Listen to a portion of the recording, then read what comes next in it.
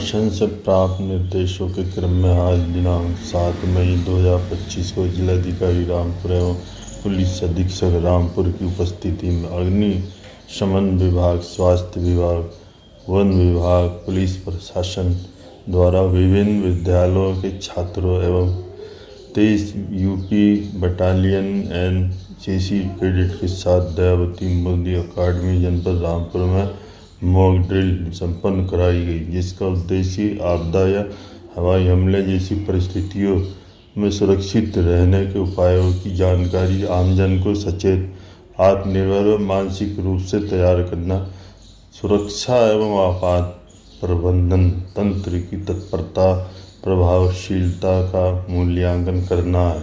Mock drill में सभी को आग लगने, हवाई हमला होने या अन्य किसी आपात स्थिति में प्रबंधन तंत्र की तत्परता को परखा गया तथा छात्रों को इस स्थिति में अपनाई जाने वाली सावधानियों के बारे में विस्तारपूर्वक जानकारी दी गई। इस दौरान अपर पुलिस अधीक्षक जनपद रामपुर, समस्त क्षेत्राधिकारी एवं अन्य विभागों के अधिकारी कर्मचारी गण उपस्थित रहे।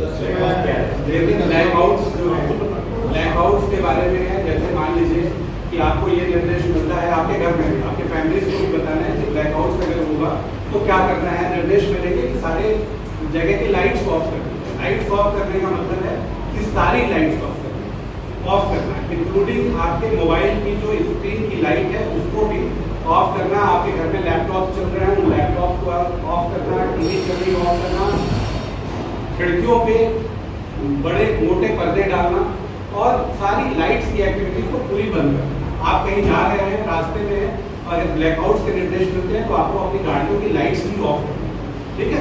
ये आप अपने पेरेंट्स को भी जा करके बताएंगे कि ब्लैकआउट का मतलब है टोटल ब्लैकआउट। ये नहीं कि हम खिड़की खोले हुए हैं और घर में हमने मोमबत्ती जलाई तो इसका मतलब है कि बाहर सारी हमारी जो लोकेशन है वो पता चल रही है।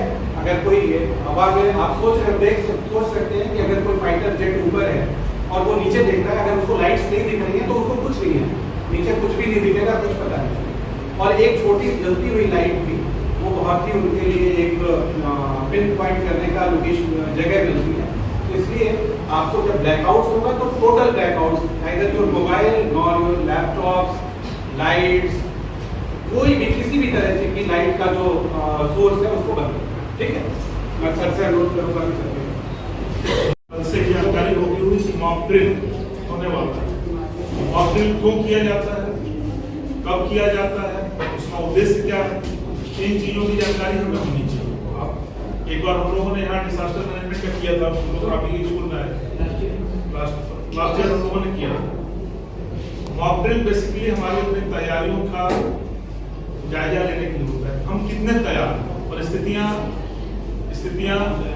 कभी भी कोई विषम परिस्थिति बता करके नहीं आती। इमरजेंसी में हमारा रिस्पांस क्या होगा। कई बार आप देखते हैं कि आदमी घोड़ा जाता है।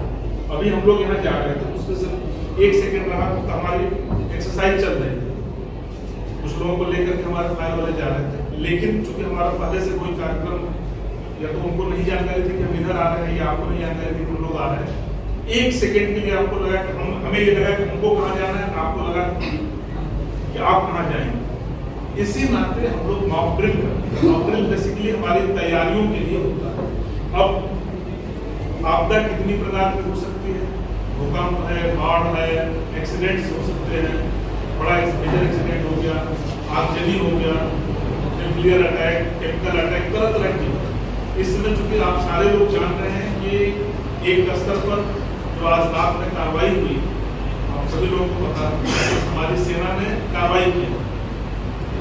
हमें इंटरनल सिक्योरिटी के लिए सेना बॉर्डर पर रहती है, लेकिन उसका प्रभाव जब भी कोई इस तरह की बात होती है तो उसका प्रभाव हमारे सामान्य जनजीवन पर भी पड़ता है।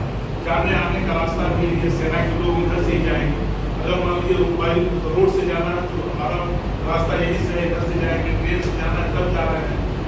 ऐसी स्थिति में हम प्रिपेयर्ड रहेंगे। मान लीजिए उसको सहयोग करना, कई बार ऐसा लगता है कि हमें हमारे जो सैनिक जा रहे हैं तो उनको सहयोग करना, उनको किस प्रकार हम सहयोग करें, तो मेंटली हमें अलर्ट रहने के लिए मॉक ड्रिल करते हैं।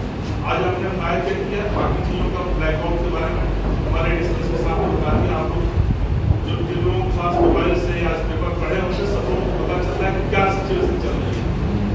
इंटरनल सिक्योरिटी की जिम्मेदारी हमारी सबकी है, उसमें पीएम साहब प्रशासनिक हेड है, उनके नियंत्रण में पुलिस है। साथ ही साथ अगर कोई घटना दुर्घटना होती है, इलाज की आवश्यकता पड़ती है, उसके लिए सीएमओ साहब है,